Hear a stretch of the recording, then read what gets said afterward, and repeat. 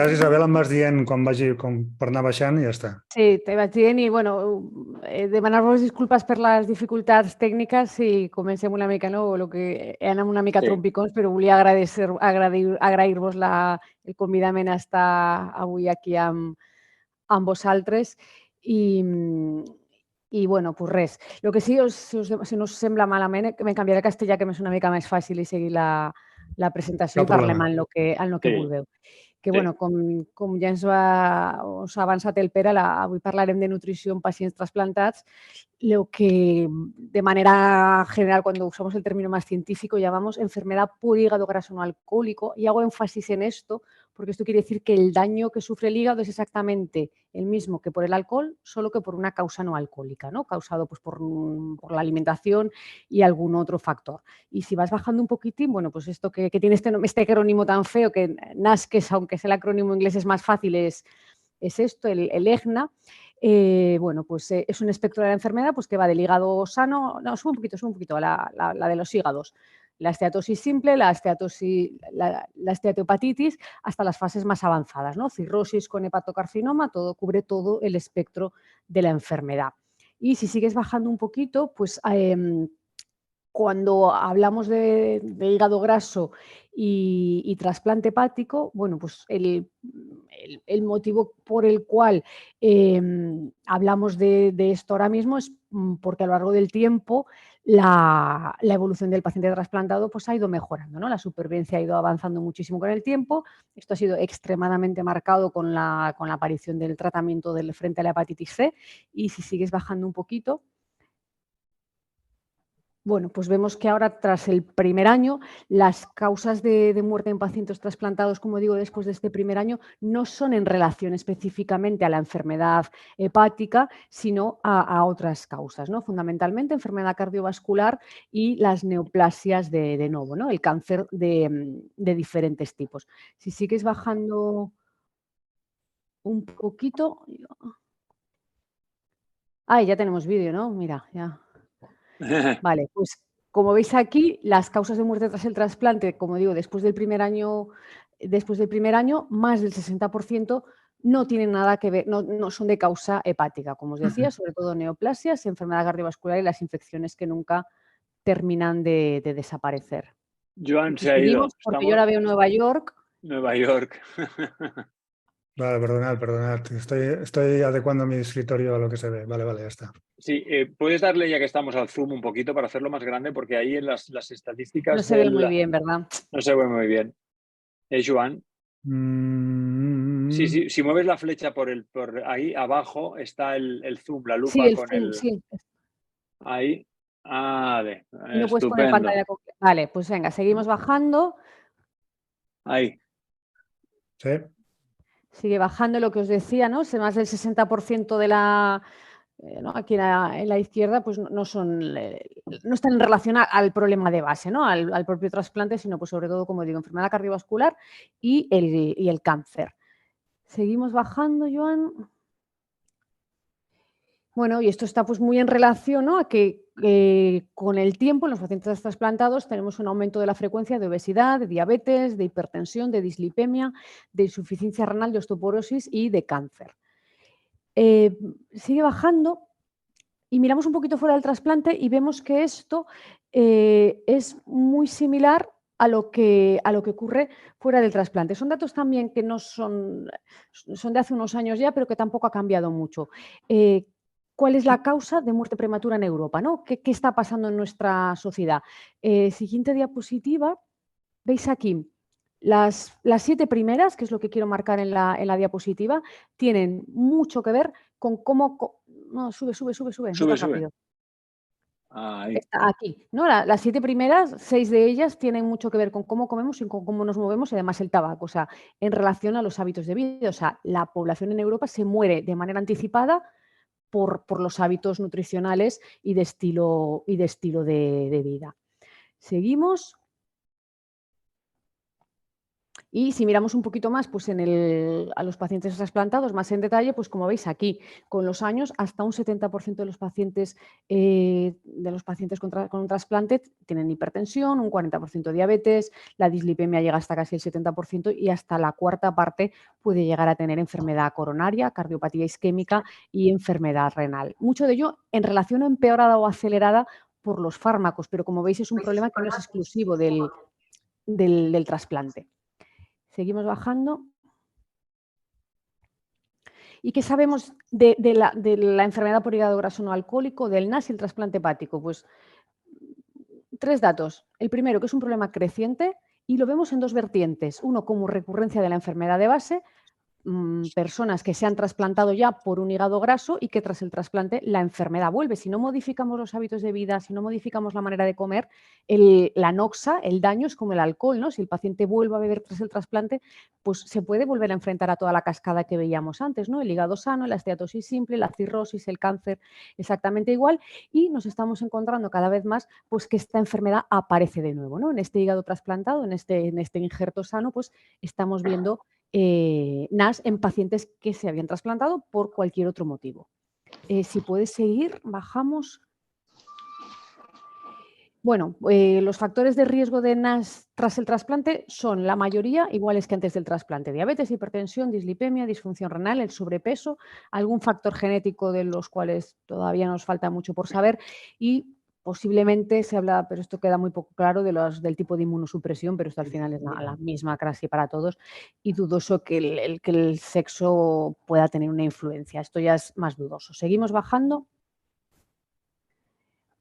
¿Y qué más sabemos? Bueno, pues el siguiente diapositiva. Sabemos que cuantos más factores de riesgo, más riesgo de tener enfermedad por hígado graso. Pon la siguiente diapositiva. Cuando un paciente trasplantado tiene un único factor de riesgo, de estos que os he nombrado ahora, tiene hasta un 20% de tener hígado graso no alcohólico, que no está nada mal, un 20%. Si veis sigue la siguiente diapositiva, cuando se suman 5 factores no hay escapatoria. El riesgo es del 100%, ¿no? O sea que cuantos más de estos factores, en peor situación estamos. Sigue bajando. Bueno, y un problema que es tremendo, que cada vez vemos más a menudo, ¿no? La obesidad tras el trasplante hepático. Todos los pacientes trasplantados ganan peso después del trasplante. Baja la siguiente diapositiva. Y esto además ocurre en los 3 primeros años, sobre todo, ¿no? Fijaos que en el primer año la ganancia de peso está alrededor, es una mediana, ¿no? Alrededor de los 5 kilos, a los 3 años es de prácticamente 10 kilos. Esto pasa en todo el trasplante de órgano sólido, pero mucho más en el hepático frente a los otros tipos de trasplante. Sigue bajando.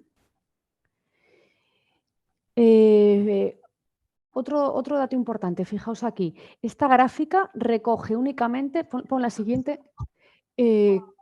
pacientes que antes del trasplante no eran obesos, ¿de acuerdo? Gente que antes del trasplante tiene un peso normal. Al año un 15% son obesos y a los 3 años un 26%, ¿de acuerdo? Gente que, como digo, antes del trasplante tenía un peso estrictamente normal y un 38% tienen sobrepesos. Pasa a la siguiente diapositiva, de manera que de estos pacientes con normopeso, un 65% a los 3 años tienen un peso por encima del deseable. Y si miramos los pacientes que ya antes del trasplante tenían sobrepeso, los números son muchísimo más elevados. ¿De acuerdo? Seguimos. Y esto tiene un impacto, tiene una gran importancia, porque de hecho que pacientes lleguen al año del trasplante en situación de obesidad, pasa a la siguiente diapositiva, como veis aquí marcado en la línea roja, tiene un impacto a lo largo de toda la evolución, ¿de acuerdo? Sigue la siguiente, el llegar en situación de obesidad a un año post-trasplante, baja la siguiente, representa que el riesgo de muerte se multiplica por 2 a lo largo de toda la evolución. O sea que tenemos que actuar pronto ya en ese primer año, no podemos esperar a seguir ganando peso para que nuestra intervención tenga un impacto. Sigue bajando. Y aquí es un poco lo que ya hemos comentado antes, ¿no? ¿Cómo comemos? La población en España, y ya os digo que esta encuesta tiene más de 10 años, porque esto no lo repiten tan frecuentemente, y ya os digo que estoy convencida de que los resultados ahora mismo serían peores. Menos de la mitad de la población, un 43%, consume hortalizas cada día, ¿eh? Y ahora hablaremos de cuántas hortalizas deberíamos de consumir. La media de fruta está por debajo de las 3 al día, que es lo recomendado.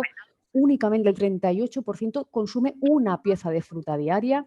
Solo el 20% toma leche desnatada, comparado con otro tipo de productos más grasos. El 5% no consume nunca legumbres y estamos muy por debajo de las cifras recomendadas. El 86% consume aceite de oliva y prácticamente la mitad no realiza ningún deporte ni camina un mínimo de 30 minutos al día. Sigue bajando. Y esto un poquito pues para ponerlo en contexto de la sociedad en la que vivimos, que no nos ayuda. Fijaos aquí, la ración de patatas de una marca comercial, que no podemos recomendar de ninguna manera, pero para que veáis, la sociedad no nos ayuda. La ración de patatas, si comparamos cómo era esta ración de patatas en los años 60 con finales del siglo XX, sus calorías, sus hidratos de carbono y su cantidad de grasa se ha multiplicado por 3. Y estoy segura de que si viésemos las patatas de estas marcas ahora mismo en el 2023, pues sería todavía peor, ¿no? Y esto, os pongo un ejemplo, pero esto se repite en todas las, bueno, en muchísimo alimento precocinado, ¿no? Las raciones han ido aumentando, la cantidad de sal, muchísimos de estos factores. Sigue bajando. Bueno, y la pregunta es si podemos hacer algo, ¿no? Bueno, y aquí sí que tenemos buenas noticias.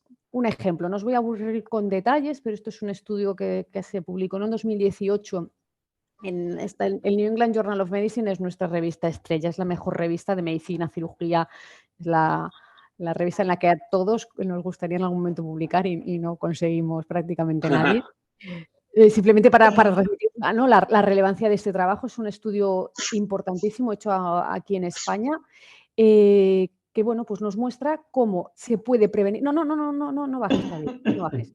Como con pacientes en riesgo de enfermedad cardiovascular, pacientes de alto riesgo, como sería la población trasplantada, con una dieta mediterránea suplementada con aceite de oliva y frutos secos, ellos lo hacen con nueces, pero no sería solo con nueces, se puede prevenir la enfermedad cardiovascular. Y esto es de una extremada importancia, ¿no? Con nuestros hábitos de vida podemos prevenir la enfermedad cardiovascular.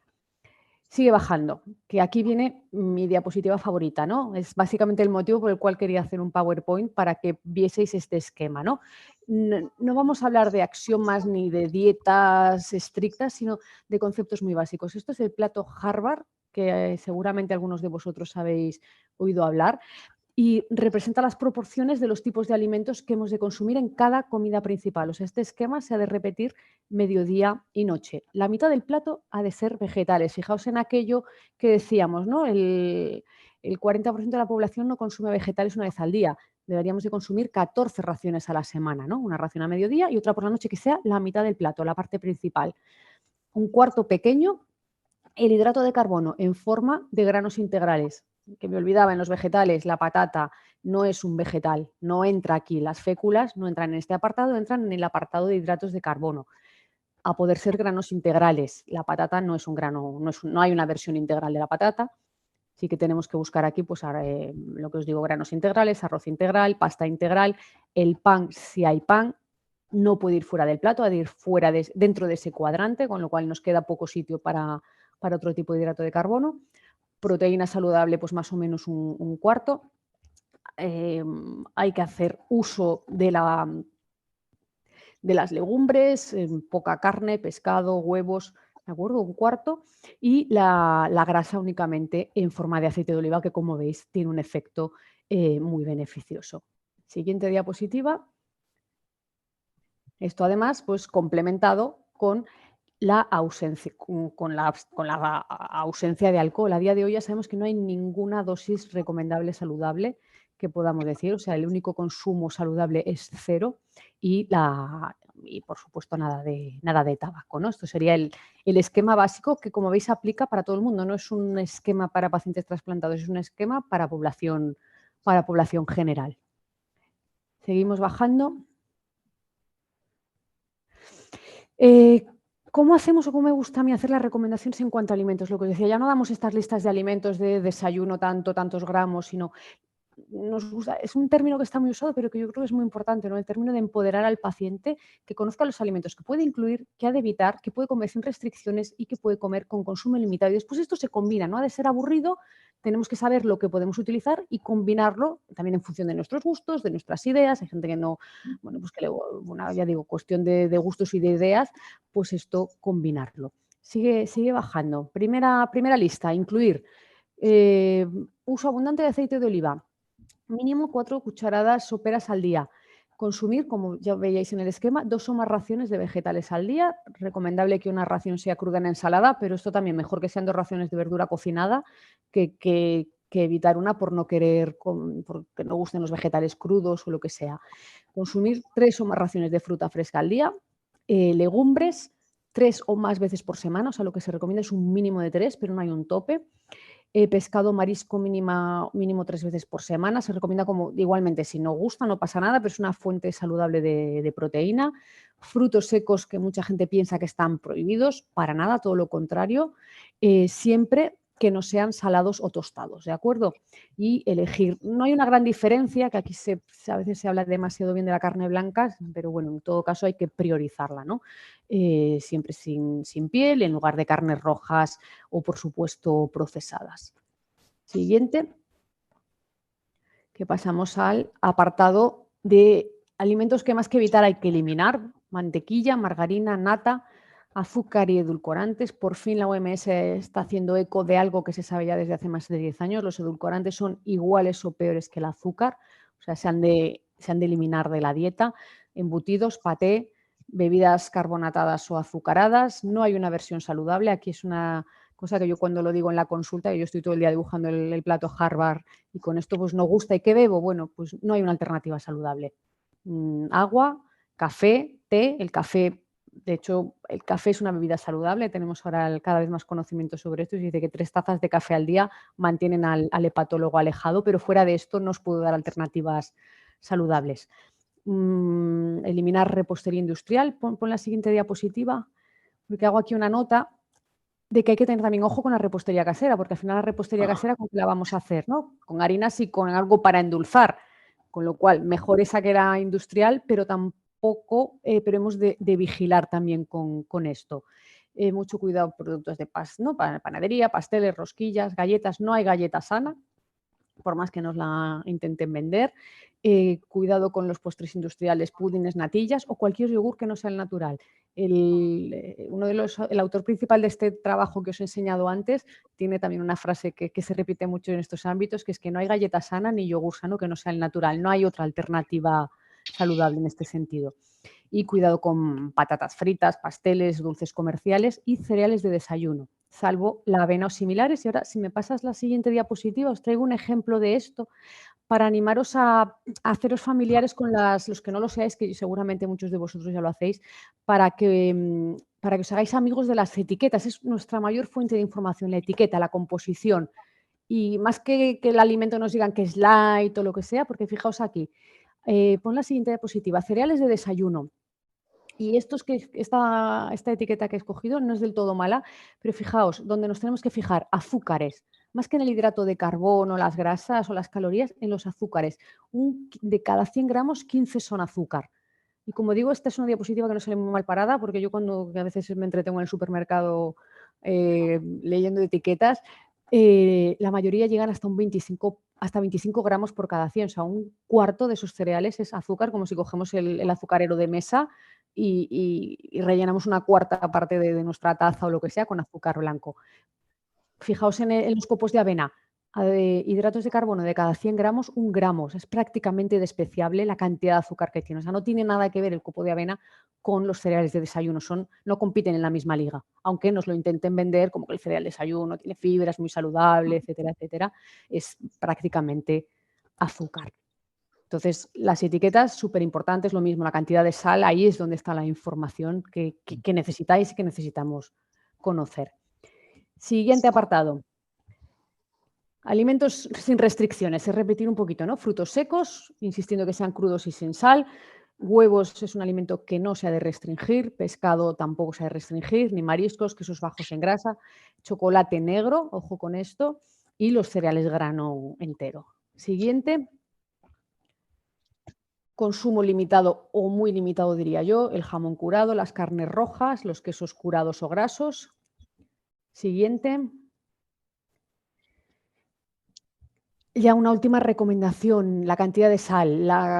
Como habéis visto antes, una de las causas principales de muerte en la sociedad es la hipertensión y esto se relaciona directamente con el consumo de sal. Si os preguntase cuánta sal consumís al día, a lo mejor llevaríais una sorpresa porque la cantidad diaria recomendada debe ser menos de 5 gramos al día y 5 gramos de sal al día es una cucharadita de café de las pequeñas, rasa. Eso para todo, y pensad que muchos de los alimentos, sobre todo los precocinados o los botes de tomate o todo, lleva sal, con lo cual bueno, pues se consume habitualmente más del doble de lo recomendado. Siguiente, que ya estamos acabando, que ya es el otro pilar, ¿no? El ejercicio físico. Esto es fundamental, adecuarlo a la vida, conseguir, bueno, pues que sea una vida lo más activa posible, elegir la alternativa más dinámica y no hace falta muchas veces ir al gimnasio, no es obligatorio, pero hay que buscar maneras de moverse. Se dice también siempre, ¿no?, que caminar no es suficiente, que lo ideal es añadir algún ejercicio de fuerza, pero que elijamos la alternativa más saludable y más dinámica, como digo, adaptado siempre a nuestros gustos, a nuestra forma física, edad y, bueno, y al tiempo y a la disponibilidad, ¿no? Pero que es realmente el otro pilar. Y siguiente, que ya estamos terminando, porque me quería despedir con esta diapositiva que creo que es el esquema fundamental que hemos de aplicar y repetir en las 2 comidas principales del día. Y esto es lo que os quería un poco enseñar, que como os digo, mi objetivo fundamental era este esquema, que como os digo, yo en la consulta lo dibujo continuamente, pero aquí como no tenía boli y papel, sí, quería enseñároslo, porque es muy gráfico y es el esquema que tenemos que interiorizar y aprender a jugar con él, que se puede variar muchísimo. Este esquema no quiere decir comer lo mismo cada día, ni muchísimo menos. Muy bien, está muy claro y la verdad es que nos sorprende, ¿no? Porque, por decirlo de alguna manera, la alimentación que deberíamos de tener los trasplantados no debería ser muy diferente a la que deberíamos de tener todas las personas, ¿no? Es decir, que no comemos, o sea, que comemos mal, ¿no? No por ser trasplantados, sino en general la sociedad en la que estamos comemos mal, no sabemos comer, ¿no? O sea, el pescado está mal visto, la verdura es aburrida y la fruta es complicada de pelar, ¿me entiendes? Es lo fácil para la sociedad no nos lo pone fácil, ¿no? El hecho de que nos cuidemos, ¿no? Que tenemos que hacer un gran esfuerzo o esforzarnos más en eso, en tener una alimentación, pues hombre, no sé si más equilibrada, pero sí más sana, seguro, ¿verdad? Totalmente, y es lo que quería transmitir con esta encuesta de cómo come la población general. Es que la población general come muy mal. Y yo es algo que, como os digo, repito en la consulta, los consejos, este esquema que yo hago sirve para el paciente, para mí, para todo el mundo. Para todo el mundo. El problema que tenemos es muy importante actualmente. Los índices de obesidad infantil los tenemos disparados. Por poneros un ejemplo, cuando además somos un país que hacemos alarde de que tenemos una dieta mediterránea, unos productos sanos, esto es que no es verdad, las cifras no nos lo refrendan. No sé si tenéis alguna pregunta concreta. Claro, y cuando hablamos de trasplantados, yo entiendo que al principio, justo cuando salimos de la operación, esos primeros meses, hacemos bondad, nos portamos bien, somos estrictos, pero a partir de ahí nos relajamos y nos lleva la corriente de la sociedad en la que estamos, o somos capaces de, o en las consultas veis que estamos más mentalizados y que verdaderamente respetamos lo que serían las dietas equilibradas, el plato este de Harvard que comentabas. Muy poco, de hecho, esto es lo que os he enseñado, ¿no? El problema a los 3 años, un 65% de los pacientes trasplantados que no tenían sobrepeso están en sobrepeso u obesidad.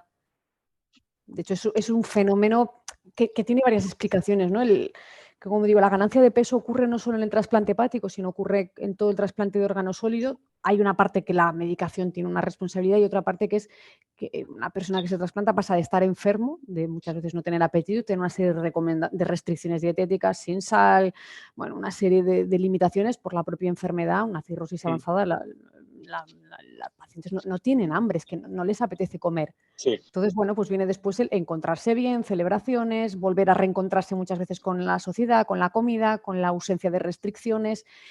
Muchas veces hace falta una ganancia de peso porque hay una desnutrición y una falta de peso y de falta de músculo. El problema es que esto no cede y va hacia arriba. O sea, yo he puesto la mediana, que esto quiere decir que la mitad de los pacientes ganan más de esos 5 o esos 9 kilos que os he dicho. No es nada extraño que un paciente gane 20 kilos en el primer año si no pone un freno y no tiene estos conceptos, porque como os digo, mucha gente ni tan siquiera en su familia o la gente que lo rodea lo hace de manera adecuada. Entonces Habitual. es un problema muy importante. No sé qué percepción tenéis vosotros entre vosotros o conocidos, etcétera. Nosotros en la asociación tenemos programas o estamos intentando hacer programas para generar el más trabajo físico, ¿no? Más una dieta, si no una dieta, sí una vida saludable, ¿no? Intentando que la gente pues, se mueva más, continúe haciendo deporte, que seamos más exigentes a la hora de tener un buen estado físico, porque es primordial. Pero sí que es cierto que somos bastante sedentarios. La mayoría somos bastante sedentarios. No sé qué pensáis vosotros, compañeros trasplantados que estáis aquí. El Joan hace algo de bicicleta. Sí, bueno, a los mí me demás. dijeron, también yo soy del clínico y me dijeron eso, sobre todo no te engordes ahora y los primeros meses controla mucho la dieta, controla mucho, porque es muy fácil. Sí que evidentemente la pérdida muscular que se produce en un ingreso por un trasplante es muy elevada y ahí ya por defecto ya hay 5 o 7 kilos que sí o sí recuperarás porque tienes que recuperarlos. La barrera está en saber dónde está lo que implica la recuperación en sí a lo que es ya el ir engordando ya porque te engordas y porque vuelves a entrar a malos hábitos otra vez, ¿no? Sí, pero Quería yo entiendo preguntarte que... también en esa... Perdona, espera. Yo acaba. yo soy voluntario del clínico y también de la asociación y voy pues cada 10 días a visitar pacientes trasplantados o que están en lista de espera en el hospital clínico. Y de vez en cuando me preguntan, que esto quería también transmitirlo a ti, ¿qué tipo de alimentación sería, si existe, un poco la recomendable para contrarrestar los efectos bueno, pues secundarios que tienen pues, todos los medicamentos que nos tomamos? Ya no solamente al inicio del tratamiento, o sea, de la recuperación los primeros meses, sino luego, como es una pastilla diaria de un inmunosupresor, pues, ¿qué sería lo más adecuado un poco para esto, para hacer un poco el balance de lo que es la medicación a lo que es la alimentación, ¿no? Es que básicamente es este esquema que os he dicho, raciones que los vegetales sean la parte principal del plato, mediodía y noche, y huir de los azúcares, que el azúcar lo tenemos pues en todo esto que os he puesto, ¿no? La fécula, las galletas, todo lo que lleven harinas son azúcares simples. No hay es estas listas de alimentos que os he dicho, ¿no? Los que no se han de limitar, los que se han de limitar, etcétera. No hay una receta mágica. No hay una receta mágica. Yo si Vale. pudiese llevar a vuestra casa, os pondría todos en la cocina el plato Harvard, ese dibujo, y repetir esta combinación mediodía y noche. Yo una cosa que hago siempre en la consulta es, prácticamente en cada una, es preguntar ¿qué comiste ayer? En todas las comidas, muy rápido. Esto se llama recuerdo de 24 horas, hacerlo de manera exhaustiva lleva un tiempo, con los gramos, etcétera. Yo en la consulta no tengo tiempo para esto, pero sí para hacer un recuerdo rápido. Entonces, ¿qué has desayunado? Venga, pues trabajamos sobre esto, ¿no? Pues esto sí, esto no. El desayuno tradicional es, o sea, desde luego, incluso el que piensa que lo está haciendo, porque el que a lo mejor toma el colacao con churros, pues ya sabe que no lo está haciendo muy bien, pero el que se toma el café con leche con unas tostadas con mermelada light, piensa que lo está haciendo bien y no es así. Ese no es un buen desayuno. Un desayuno de café con leche con una tostada de pan blanco y mermelada light es un desayuno de café con azúcar. Entonces, pues yo trabajo mucho sobre estos ejemplos. Bueno, pues en vez del pan blanco, lo ideal son copos de avena, si no, pan integral, mermelada light, esa opción saludable no existe. La mermelada no tiene una opción saludable. En cuanto la fruta la procesamos y la trabajamos, pierde todo su beneficio. Y bueno, pues ir trabajando alternativas. Claro, no a todo el mundo le tiene que gustar las mismas cosas, pues hay que dar un despliegue de alternativas saludables. Y repito así, venga, ya media mañana, ya mediodía, venga, pues esto no te das cuenta de que aquí no has puesto la parte verde. Nos falta añadir esta base. ir trabajando en este sentido, ¿no? Ya digo, no hay alimentos mágicos, hay esta lista de alimentos a incluir y a evitar y a limitar. Como todo el mundo, que insisto mucho, es que esto no hace diferencias. Sí, sí, sí. Esto tendría que estar en las escuelas, en toda la primaria, en los autobuses, en el metro, en todas partes. Sí, sí, porque además es beneficioso, no solo porque luego el trasplantado puede desembocar en el caso de los hepáticos en el NASH o en cualquier otra. Es que la sociedad en general, independientemente de la patología, de tener una hepatitis o no tener una hepatitis, sería mucho más saludable y estaría mucho más sana y más conforme con una dieta equilibrada, con una dieta sana, ¿no? Con una dieta que respetara esas 4 partes, ¿no? La verdura, los hidratos, la fruta y las legumbres, ¿no? Está claro. La proteína, perdón. Sí, sí, y además la dieta, la manera de comer y el ejercicio no se relaciona solo con el NAS y la enfermedad cardiovascular, se relaciona también con el riesgo de cáncer, con el riesgo de demencias, de Alzheimer, o sea, es un enfoque muy global y que tiene impacto en muchísimos aspectos. Uh-huh, uh-huh. Y si es tan, yo voy a ver, no sé, igual es una pregunta que es un poco, en catalán diría un poco solta, pero si es tan importante y la solución es tan fácil, ¿por qué no lo hacemos? No como individuos, sino como sociedad. Porque yo entiendo que las dietas de los hospitales, las dietas de los colegios, las dietas que no... ¿por qué no lo hacemos? ¿Por qué no se legisla? ¿O por qué no se... No sé, porque igual la recomendación no lo hacen caso. ¿Por qué no se trabaja más en educación en este aspecto? Yo creo que hay varios aspectos aquí, no hay una respuesta única, entonces hay un factor de conocimiento, yo creo que hay un conocimiento relativamente escaso, incluso dentro de los profesionales, siempre cuando hablo para otros foros sobre esto, siempre digo, de hecho, no es una cosa que diga yo, no es un mensaje repetido, que los profesionales de la salud nos falta formación y conocimiento. Entonces, en la sociedad nos falta conocimiento sobre esto. Como sociedad y como personas, la manera de comer es algo muy personal, muy arraigado con la familia y con la herencia. Muchas veces modificar la manera de comer casi es modificar la tradición familiar. Muchas veces es un proceso complicado, ¿no? Porque toda la vida se ha hecho así. La Sí. cosa es una cosa que a veces parece que se ofende hasta la familia. Dice, pero esto Sí. lo hemos hecho siempre así. Digo, bueno, pues no. Ya. Y yo que soy de Galicia, a veces decir según qué cosas que hay, dices, madre mía, pues es que esto no es saludable. Y después hay un factor súper importante que es el económico. Sí, ¿no? Es más El barato factor comer mal, económico. es más barato comer mal Sí, o más fácil desarrollar soluciones sí, industriales sí, que eso no, mismo. que no una comida saludable. Sí. Y después y a nivel legislativo, que esto se tendría que hacer, hay muchos intereses, no es tan fácil, no es tan fácil, no es tan fácil. Hubo una disputa con el etiquetado, no sé si Mm. recordáis, de diferentes letras para valorar y catalogar el nivel de salubridad, no de salubridad, no sé si de salud, de más saludable a menos saludable. Y al final quedó eso en agua de borrajas.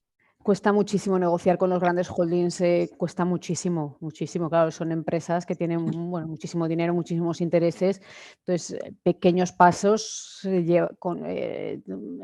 son el proceso de años y años de negociaciones por los intereses económicos de, bueno, pues de la empresa alimentaria que mueve muchísimo dinero. Yo no sé si os acordáis cuando salió esta noticia hace unos años de la OMS que dijo que la carne procesada y los embutidos aumentaban el riesgo de cáncer de colon. Hubo un bombardeo terrible por parte del sector cárnico de que los estaban arruinando, que esto de, bueno, pues cosas como estas cuesta muchísimo transmitirlas y que la gente las acepte, ¿no? Porque toda la vida se ha hecho el bocadillo de fuet. Bueno, pues por una parte la industria no quiere y por otra parte son mensajes que nos cuesta aceptar. Sí. Y como teníamos poco, pues ahora comienza el NASH, ¿no? Nos damos cuenta de que ese verdadero, esa sobreutilización de las grasas, ¿no? Esa alimentación excesiva, pues tiene nombre y apellidos, ¿no? Es una enfermedad que dicen que dentro de los próximos 10 años será una de las causas más importantes de defunción, ¿no? El hígado graso. Y ahora ya lo tenemos con nombre y apellidos. Y a partir de ahí lo único que podemos hacer es formar a la gente en una alimentación correcta y porque es la única solución que hay para prevenir el NASH. No hay otra que la alimentación. No hay una pastilla milagrosa o una vacuna o una que nos pueda solucionar este problema. Solamente la alimentación. No, ahí os diría, yo soy bastante crítica con esto, sí que hay fármacos en desarrollo, pero que no nos podemos olvidar que tratar con un fármaco un problema que nos viene por nuestra manera de movernos, que esto les insisto antes mucho para ello, es fundamental, ¿eh? El ejercicio es, vamos, es un pilar fundamental, ¿no? Entonces, tratar un problema que nos viene por nuestros malos hábitos, la falta de movimiento y bueno, pues tiene sus connotaciones y sus implicaciones. Y desde luego aquí nos está llegando en Estados Unidos, es un problema terrible. Es la causa que más aumenta de cirrosis, de trasplante, de cáncer. Y aquí vamos un poquito más lentos, pero bueno, ahí vamos. Quería preguntarte qué opinas de las famosas super comidas o superalimentos, suplementos, que parece que con un batido de no sé qué, pues ya lo soluciona un montón de cosas, ¿no? Que si el magnesio, que si el calcio, que si la creatina, que si el whey, que si la proteína, la que todo esto, espirulina. pues sí, como suplemento que parece que ya no hace falta la complicación de hacer varios platos que sean equilibrados. Con 2 suplementos al día o 3 ya más o menos ya cubres un poco lo necesario para el cuerpo, ¿no? ¿Qué opinas de todo esto? Esta corriente que hay, digamos, ¿no? Bueno, yo soy muy crítica con esto. Creo que soy muy crítica con esto. No existen alimentos mágicos. Creo que, bueno, también pues por como sucede como personas, pues muchas veces buscamos soluciones rápidas y milagrosas. Nos gusta pensar que estamos haciendo algo activo para tratar o solucionar un problema, cuando la solución es mucho más simple y mucho más básica, que es lo que os digo del comer bien. Estos batidos tienen, desde mi punto de vista, un gran peligro, ¿no? Muchas veces es un batido sanísimo de frutas. Claro, la cantidad que tiene 3 piezas de fruta trituradas, la cantidad de azúcares simples que tienen, es terrible. Nadie nos comemos no solemos comernos 3 o 4 piezas de fruta trituradas. Eso tiene una carga glicémica que no nos la podemos permitir. Y si nos las hemos de comer seguidas, no nos las comemos. Y además pierde la fruta al triturarla y al procesarla. O sea, un zumo de naranja es agua con azúcar. Una naranja completa es un alimento muy saludable. En cambio, un zumo de naranja, por más que sea recién exprimido, ya no lo es.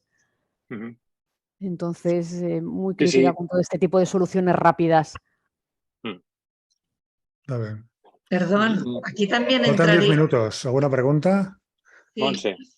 Monse. Aquí también entrarían los licuados, que están muy de moda también. Lo mismo. Que pones la zanahoria, pones el apio, pones todo. O sea, entonces no tiene...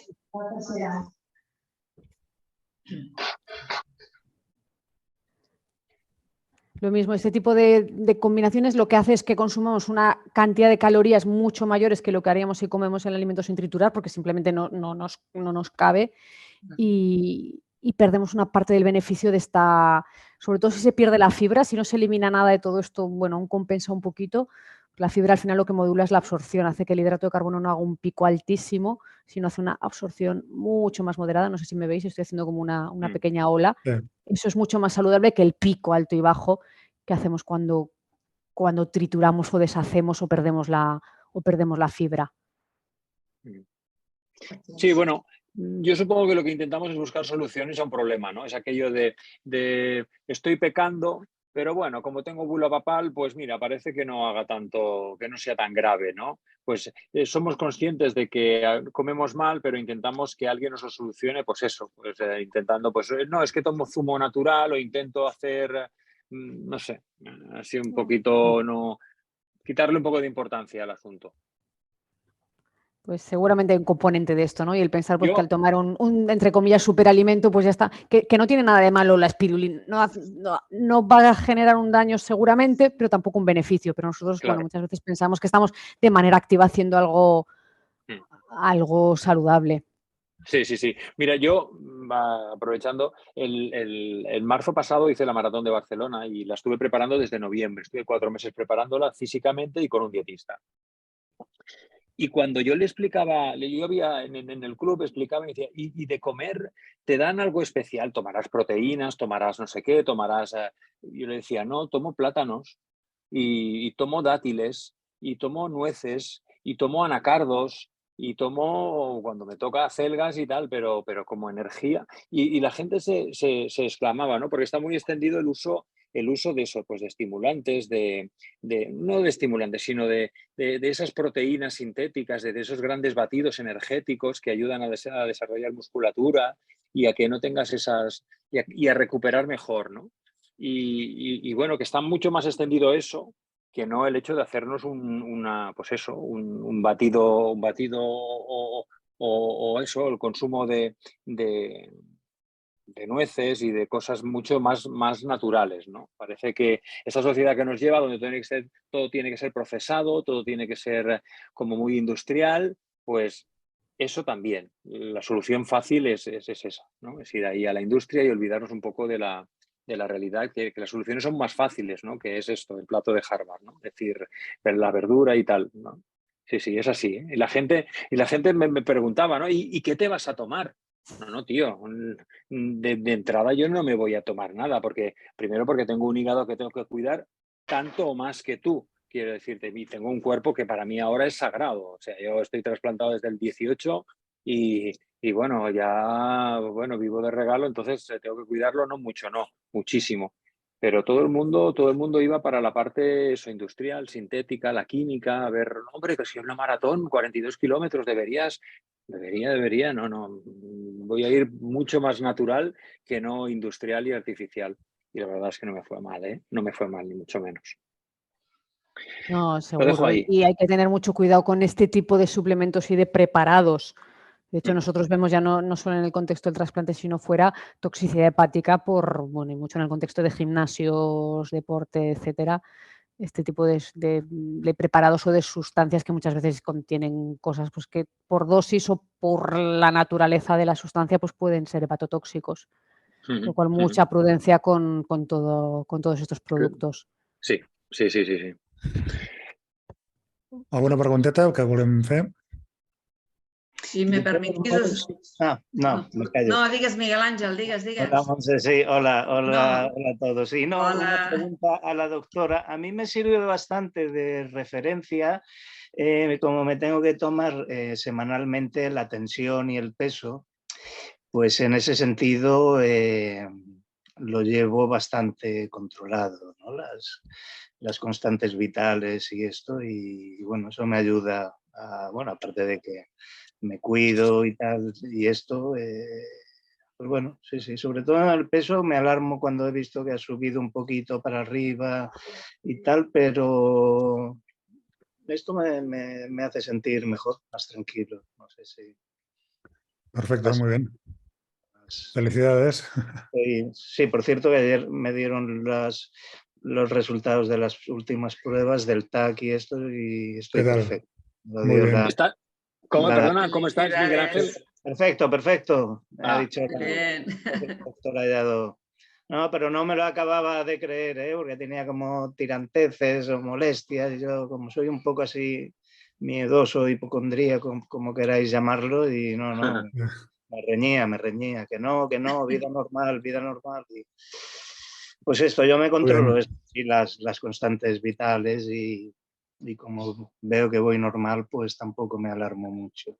Sí, de alguna manera el hecho de pesarte cada semana, pues te marca la desviación, ¿no? Si solo te pesas cada año que vas o cada visita periódica que vas al doctor, pues es más fácil irte de madre, ¿no? Escaparte de la pauta y de la rutina.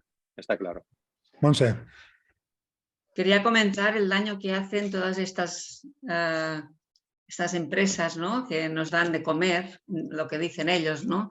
Y además tienen muchísima información en televisiones y tal.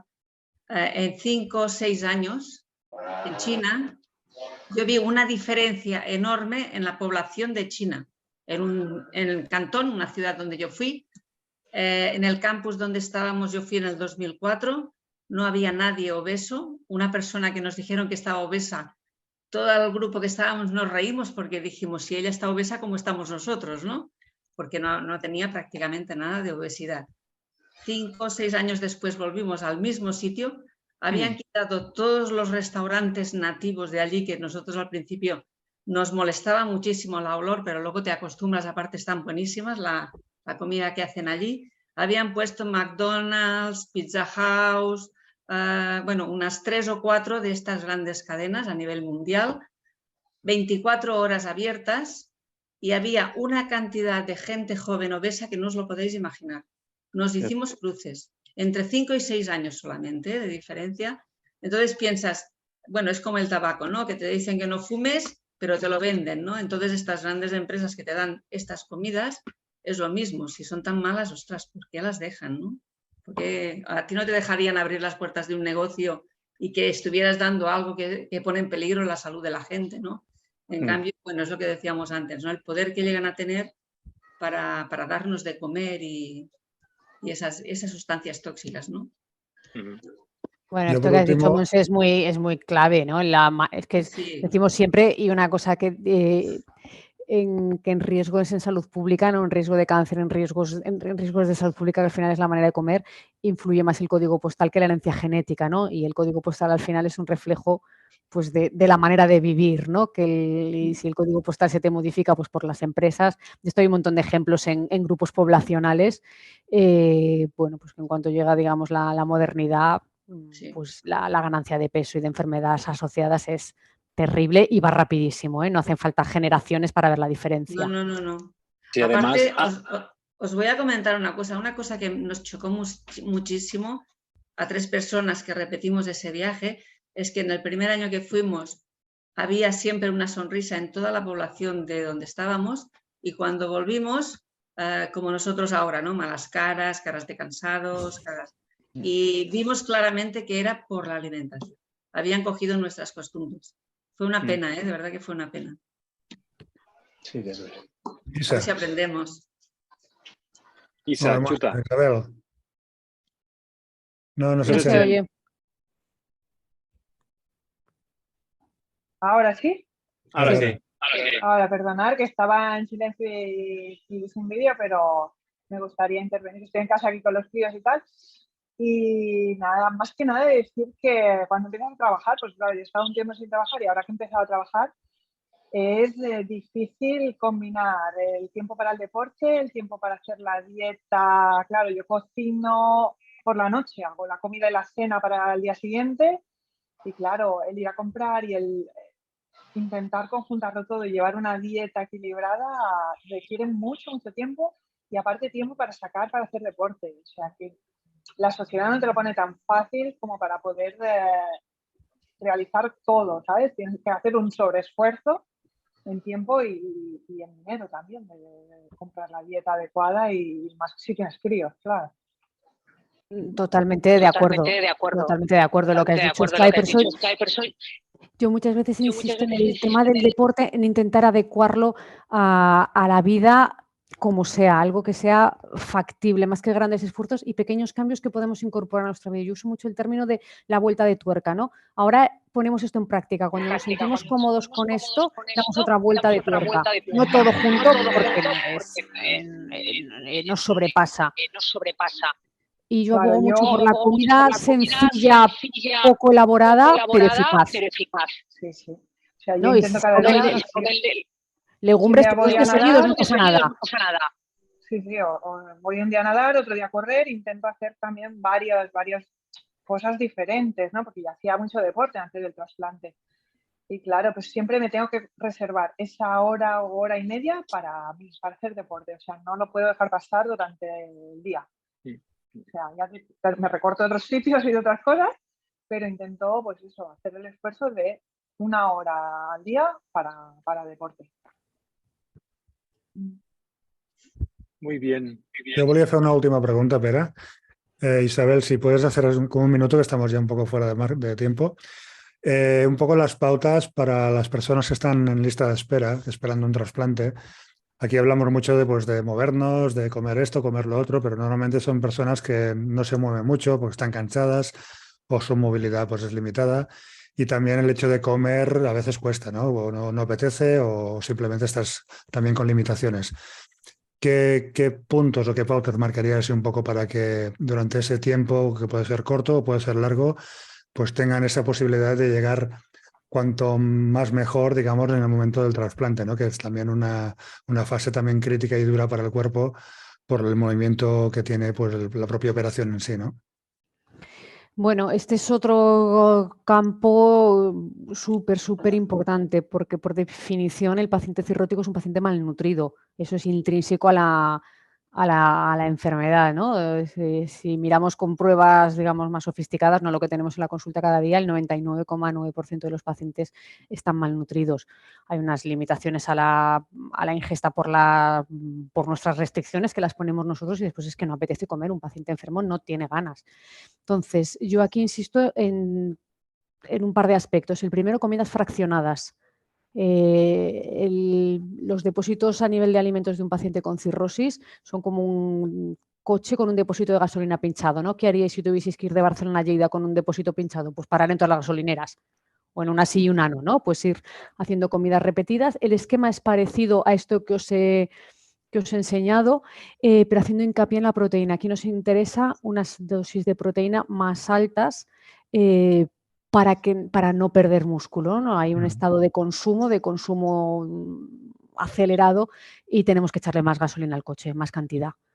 Y sobre todo lo que os digo, fraccionado y antes de ir a dormir una última ingesta, porque las ayunas, ¿no? Y el ayuno fisiológico es el del sueño, ¿no? Mientras dormimos no podemos estar comiendo cada 3-4 horas, pues intentar que esto sea lo más reducido posible. Esto está súper demostrado que mejora el estado nutricional y lo que se asocia, ¿no? El riesgo de infecciones, de complicaciones. Entonces, bueno, pues hacer esa antes de dormir y ejercicio súper recomendado antes del trasplante, adaptado pues a lo que se pueda, desde caminar, ejercicios con cintas sentado, pedales en un sillón, o sea, una serie de ejercicios pues adaptados a la necesidad. Cuanto más músculo llega un paciente al trasplante, mejor. Muy bien, perfecto. Muy bien. Pues llegados a las 6:05, que son ahora, pues nos despedimos, lo dejamos aquí. Darte las gracias, Isabel, porque hemos empezado un poquito así a contrapié, pero al final hemos cogido la marchita y lo hemos podido salvar y pienso que ha sido interesante, que hemos aprendido mucho, que nos hemos dado cuenta que a veces provocamos problemas, pero que también podemos solucionarlo, ¿no? Y una de las maneras es pues comiendo mejor y ayudando a nuestro entorno a que tengan una alimentación más sana y más equilibrada, que no solo es beneficio nuestro, sino de toda la gente que nos rodea. I nada, darte les gràcies, Isabel, i a totes vosaltres pues, ens veiem en el proper últim dimecres de cada mes, que no sé com cau, però bueno, per les xarxes socials ens retrobarem. D'acord? Pues ho deixem aquí. Molt bé, moltes gràcies a tots. Muchas gracias a vosotros. Gracias. Adéu. Adéu.